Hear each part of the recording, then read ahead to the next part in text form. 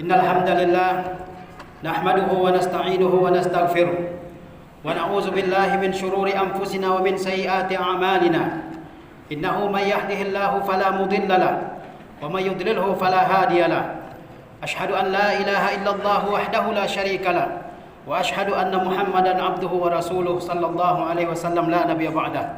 Ya ayyuhallazina amanu taqullaha haqqa tuqatih wa la tamutunna illa wa antum muslimun. Ya ayyuhan nasu ittaqu rabbakum alladhi khalaqakum min nafsin wahidah wa khalaqa minha zawjaha wa batha minhuma rijalan katsiran wa nisaa'a wattaqullaha allazi tasaaluna bihi wal arham innallaha kana 'alaykum raqiba. Ya ayyuhallazina amanu ittaqullaha wa qulu qawlan sadida yuslih lakum a'malakum wa yaghfir lakum dhunubakum wa man yuti'illaha wa rasulahu faqad faza fawzan 'azima. Amma ba'du fa inna asdaqal hadithi kitabullah wa khairal hadi hadi Muhammadin sallallahu alaihi wasallam wa syarrul umuri muhdatsatuha wa kullu muhdatsatin bid'ah wa kullu bid'atin dhalalah wa kullu dhalalatin finnar. Amma ba'du kaum muslimin rahimakumullah. Sesungguhnya Allah tabaraka wa taala telah memberikan begitu banyak kepada nikmat kepada kita semua. Allah Subhanahu wa taala berfirman, "Wa ma bikum min ni'matin faminallah." Nikmat apapun yang ada pada diri kalian, maka semuanya berasal dari Allah tabaraka wa taala. Di antara nikmat yang Allah Subhanahu wa taala karuniakan kepada kita semua adalah nikmatul lisan, yaitu nikmat lisan untuk berbicara. Allah Azza wa Jalla berfirman, Ar-Rahman 'allamal Qur'an, khalaqal insan 'allamahul bayan. Dan Allah Subhanahu wa taala yang Maha Pengasih, yang telah menciptakan manusia, 'allamahul bayan, yang telah mengajarkan kepadanya al-bayan. Al-Hasanul Basri rahimahullah ta'ala mengatakan, maksud dari ayat 'allamahul bayan adalah Allah Subhanahu wa ta'ala memberikan lisan kepada manusia, yang dengan lisan tersebut manusia bisa membicarakan apa yang terbetik di dalam hatinya. Dalam ayat yang lain Allah Subhanahu wa ta'ala berfirman, alam naj'al lahu 'ainain wa lisana wa syafatain wa hadainahu najdain. Bukankah kami telah jadikan bagi manusia itu dua mata, sepasang mata, walisanan wa syafatain, dan lisan dan juga dua bibir untuk berbicara. Jadi lisan merupakan nikmat yang besar dari sekian nikmat Allah Subhanahu wa taala yang Allah Subhanahu wa taala karuniakan kepada kita semua.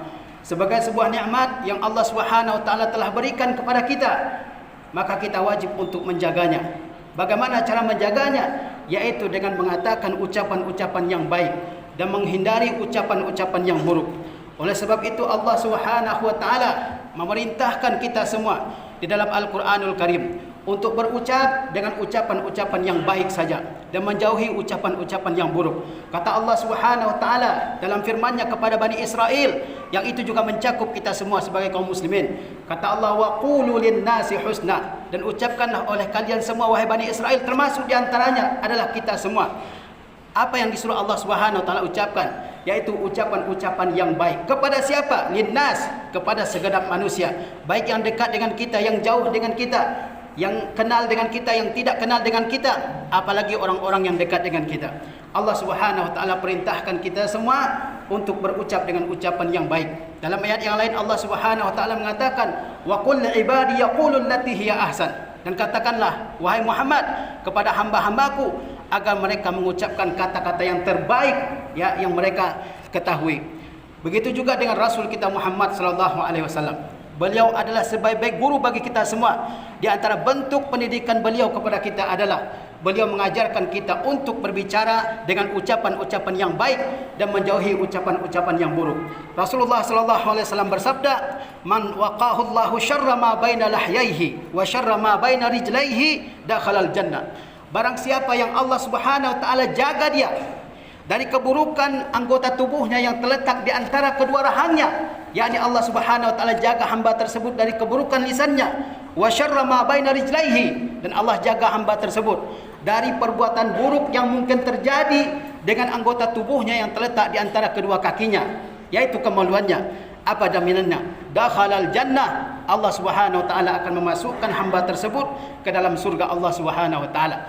Barang siapa di antara hamba-hamba Allah Subhanahu wa taala yang sanggup, yang berusaha menjaga lisannya dan menjaga kemaluannya dari segala yang diharamkan oleh Allah Subhanahu wa taala, jaminannya adalah surga.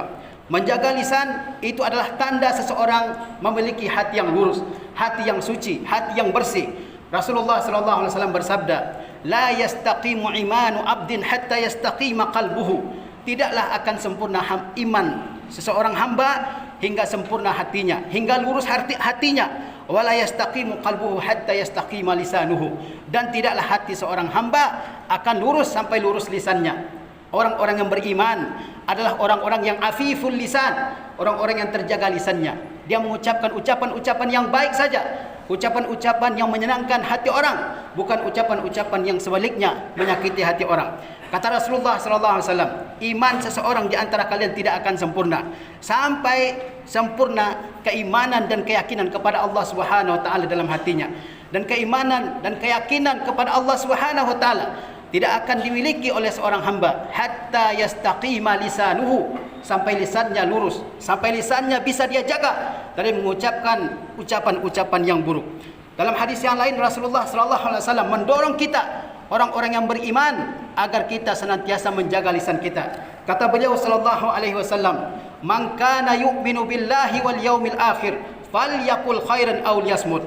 Barang siapa di antara kalian yang beriman kepada Allah dan beriman kepada hari akhir, maka hendaklah dia mengucapkan ucapan yang baik saja, atau kalau dia tidak bisa mengucapkan ucapan yang baik, maka hendaklah dia diam. Pilihan di hadapan kita cuma dia, mengucapkan ucapan yang baik yang bernilai pahala di sisi Allah Subhanahu wa taala, yang menjaga perasaan orang-orang yang menjadi lawan bicara kita, atau kalau kita tidak sanggup kita diam. Rasulullah SAW bersabda, "Man samata najah." Barang siapa yang diam, maka dia akan selamat. Lisan kita ini memang kecil, tetapi kebaikan yang ditimbulkan oleh lisan ataupun dosa yang diakibatkan oleh lisan itu sangat besar. Sehingga pepatah Arab mengatakan bahwasanya al-lisanu saghirun jirmuhu kabirun jurmuhu. Bahwa lisan itu ukurannya kecil. Lisan itu ukurannya kecil, tapi dosa yang bisa ditimbulkan oleh lisan itu juga besar. Orang bisa keluar dari agama Islam dengan lisannya. Orang bisa kufur kepada Allah dan kepada Rasulullah juga dengan lisannya. Orang bisa keluar dari agama ini dengan lisannya. Dan juga orang bisa masuk dengan lisan ini juga dengan masuk ke dalam Islam juga dengan lisannya. Oleh sebab itu seseorang mesti menjaga lisannya. Kalau dia tidak bisa mengucapkan ucapan yang baik, maka dia berusaha diam. Seorang penyair mengatakan, "Jarahatus sinani lahal ti'amu wala yaltaimu ma jarahal lisanu." Luka yang disebabkan oleh tebasan senjata tajam itu bisa bertaut kembali, sembuh kembali. Wala yaltaimu ma jarahal lisanu. Adapun yang luka karena disebabkan oleh lisannya, maka dia tidak akan pernah sembuh kembali. Banyak orang-orang yang dendam kepada orang lain karena diakibatkan lisan, karena diakibatkan oleh ucapannya. Bahkan bertahun-tahun dia menyimpan dendam kepada seseorang karena ucapan yang keluar dari orang tersebut. Oleh sebab itu kita semua mesti memikirkan apa yang akan kita ucapkan, apakah yang baik ataupun yang buruk. Sebagaimana dikatakan oleh Ibnu Hibban Al-Busti dalam Raudatul Uqala, kenapa Allah Subhanahu wa taala menjadikan bagi kita dua telinga dan satu lisan? Kata Ibnu Hibban Al-Busti rahimahullah, Allah jadikan bagi manusia sepasang telinga dan satu lisan adalah supaya dia lebih banyak mendengar daripada berbicara. Kalau sudah berbicara, maka kemungkinan ada dua. Kemungkinannya hanya dua. Kalau yang dikatakan adalah kebaikan, maka dia mendapatkan pahala dari Allah Subhanahu wa taala. Kalau yang dikatakan adalah keburukan, maka dia akan mendapatkan dosa di sisi Allah Subhanahu wa taala. Terkadang seseorang mengucapkan sebuah kalimat, dia tidak sadari dengan kalimat yang diucapkannya tersebut. Ternyata itu adalah dosa yang menenggelamkannya ke dalam neraka. Rasulullah sallallahu alaihi wasallam bersabda, "Innal 'abda la yatakallamu bil kalimah." Sesungguhnya ada seorang hamba yang mengucapkan suatu kata, satu kata saja yang dia ucapkan. Ma yatabayyanu fiha, tidak jelas baginya apa yang diucapkan, apakah itu dosa ataupun pahala. Ternyata yang diucapkannya itu adalah ucapan yang mengandung dosa di sisi Allah Subhanahu wa taala. Yazillu biha finnar ab'adu mimma bainal masyriq. Kata-kata yang diucapkannya tersebut yang dia belum mengerti apakah itu dosa ataupun pahala di sisi Allah Subhanahu wa taala. Ternyata yang diucapkannya adalah dosa yang murka Allah Subhanahu wa taala. Sebab itu dengan kalimat tersebut, apa akibatnya? Hamba tersebut tergelincir ke dalam neraka yang lebih jauh daripada jarak timur. Dalam hadis yang lain Rasulullah SAW bersabda, "Innar rajula la yatakallamu bil kalimah." Ada seorang hamba yang mengucapkan sebuah kata saja, bukan satu kalimat, satu kata saja yang diucapkan. La yara biha ba'sa, menurut hamba tersebut ucapan yang diucapkannya itu tidak mengapa, tidak mengandung dosa di sisi Allah Subhanahu wa taala, yahwi biha sab'ina kharifan finnar, lalu kalimat tersebut membuat hamba itu tenggelam dalam neraka selama 70 tahun. Oleh sebab itu seseorang berusaha untuk menyeleksi ucapan yang akan dia ucapkan sebelum dia mengucapkannya. Dalam hadis yang lain, Rasulullah sallallahu alaihi wasallam menyebutkan ciri-ciri orang yang muslim. Kata beliau, al-muslimu man salimal muslimuna min lisanihi wa yadihi. Orang muslim yang sebenar-benarnya adalah seseorang di mana muslim-muslim yang lain selamat dari kejahatan lisannya dan juga kejahatan tangannya. Dia tidak menggibah seorang muslim, dia tidak menyakiti seorang muslim, dia tidak istihza bil muslim, dia tidak mengolok-olok orang muslim, dia menjaga kehormatan seorang muslim. Itu adalah ciri orang muslim yang sejati. Al-muslimu man salimal muslimuna min lisanihi wa yadihi. Juga dia berusaha agar tangannya tidak menyakiti orang lain. Dia berusaha agar tangannya tidak mengganggu orang lain. Dalam hadis yang lain, Rasulullah sallallahu alaihi wasallam memerintahkan para sahabat untuk menjaga lisan mereka. Kata beliau sallallahu alaihi wasallam, amsik alaika lisanak, kendalikan lisanmu, kendalikan ucapanmu, pikirkan apa yang kamu ucapkan. Sebagaimana kata Ibnu Hibban Al-Busti rahimahullah, orang mukmin itu lisannya berada di belakang hatinya.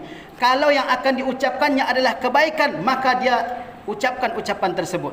Berbeda dengan orang munafik, di mana orang munafik, di mana lisannya berada di depan hatinya, apa yang terasa dalam hatinya dia ucapkan. Kaum muslimin rahimakumullah, dan dosa yang paling banyak dilakukan oleh manusia ini adalah dosa melalui lisannya. Rasulullah sallallahu alaihi wasallam bersabda, "Aktsaru khataaya ibni Adam fi lisanihi." Kebanyakan dosa manusia itu adalah dosa dengan lisannya. Berbeda dengan dosa tangan. Kita dengan tangan kita ini bisa berbuat dosa hanya terhadap orang-orang yang ada di depan kita. Adapun orang-orang yang jauh dari hadapan kita, tidak bisa kita berbuat dosa dengan tangan kita terhadapnya. Kita tidak bisa memukulnya, menendangnya dan seterusnya. Tapi dengan lisan ini, orang yang telah mati sekalipun bisa disakiti dengan lisan seseorang. Oleh sebab itu Rasulullah SAW mengatakan bahawa dosa manusia yang paling banyak itu adalah pada lisannya. Dalam hadis yang lain Rasulullah SAW beliau mengatakan, seraya mendorong umatnya ini untuk diam dari perkataan-perkataan yang buruk. Kata beliau, innaka lan tazala saliman ma sakatta. Sesungguhnya engkau tetap dalam kebaikan, dalam keselamatan selama engkau diam.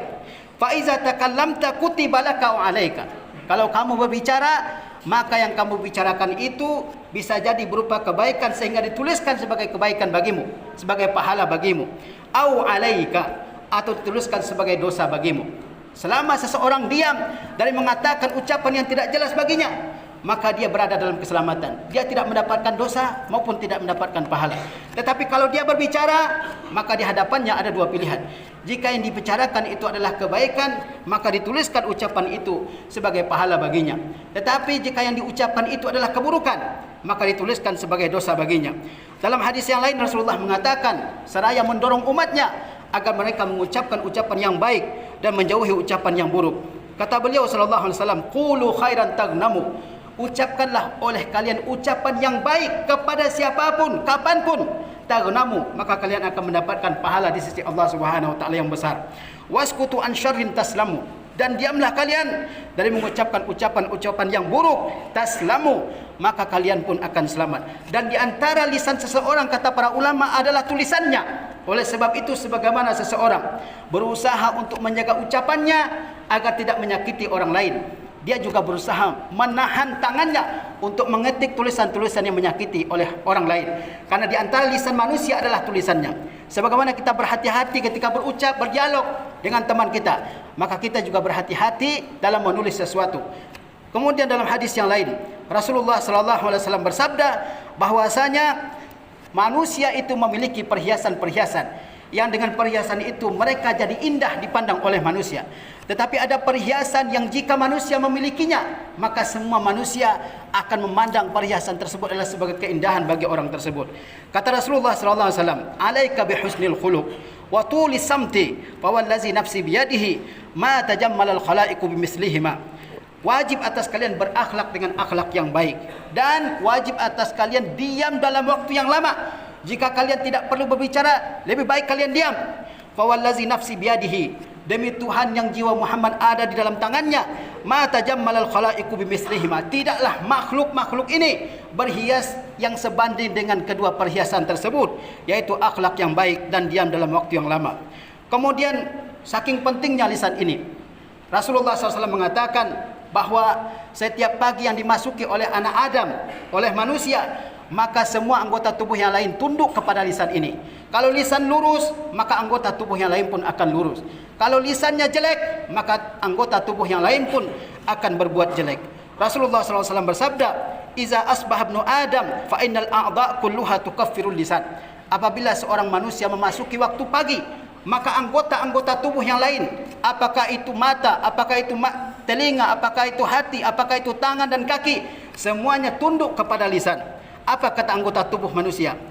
Fataqulu ittaqillaha fina. Anggota tubuh yang lain selain lisan mengatakan, takutlah engkau lisan kepada Allah terkait dengan kami.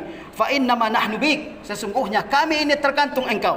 Fa in istaqamta istaqamna, jika engkau lurus maka kami pun akan lurus. Wa in i'wajajta i'wajajna, dan jika engkau menyimpang, berbelok dari tuntunan Allah Subhanahu wa taala, maka kami pun juga akan menyimpang, kami pun juga akan melakukan dosa-dosa. Oleh sebab itu Rasulullah sallallahu alaihi wasallam senantiasa dalam berbagai kesempatan mengingatkan kepada umatnya agar mereka senantiasa menjaga lisannya. Kata beliau, tuba liman malaka lisanahu, beruntunglah orang-orang yang bisa mengendalikan lisannya, wa wasi'ahu baitahu, dan dia betah di rumahnya, wa baka ala khati'atihi, dan dia menangisi dosa-dosanya. Dalam hadis yang mulia ini, Rasulullah sallallahu alaihi wasallam mengingatkan kepada kita tentang keberuntungan. Keberuntungan yang bukan materi, tapi keberuntungan yang berupa keselamatan di dunia dan di akhirat. Apa bentuk keberuntungan tersebut? Yang pertama, bisa mengontrol lisan. Yang kedua, betah di rumah. Karena orang akan mendapatkan masalah kalau dia keluar dari rumahnya. Dan yang ketiga, dia senantiasa bertobat kepada Allah Subhanahu wa taala. Oleh sebab itu Rasulullah SAW senantiasa mendorong umatnya agar mereka memperoleh 3 keberuntungan ini. Dalam hadis yang lain, Rasulullah SAW juga mendorong kita semua agar kita berucap dengan ucapan yang baik ataupun diam. Rahimallahu abdan qala faghanima aw sakata fasalima. Semoga Allah Subhanahu wa taala mencurahkan rahmatnya kepada hamba yang jika dia berucap dengan ucapan yang lain, yang baik, sehingga dia pun memperoleh pahala dari sisi Allah Subhanahu wa taala. Dan jika yang dia ucapkan itu, yang akan dia ucapkan itu adalah ucapan yang buruk, dia berusaha diam sehingga dia selamat dari dosa. Kafa bil mar'i kaziban an yuhaddisa bi kulli ma sama, kata Rasulullah SAW. Cukuplah seseorang dianggap sebagai pendosa jika dia mengatakan semua yang dia ketahui, semua yang dia dengar. Barakallahu li wa lakum fil Qur'anil azim wa nafa'ani wa iyyakum bima fihi minal ayati wa zikril hakim wa taqabbala minni wa minkum tilawatahu innahu huwas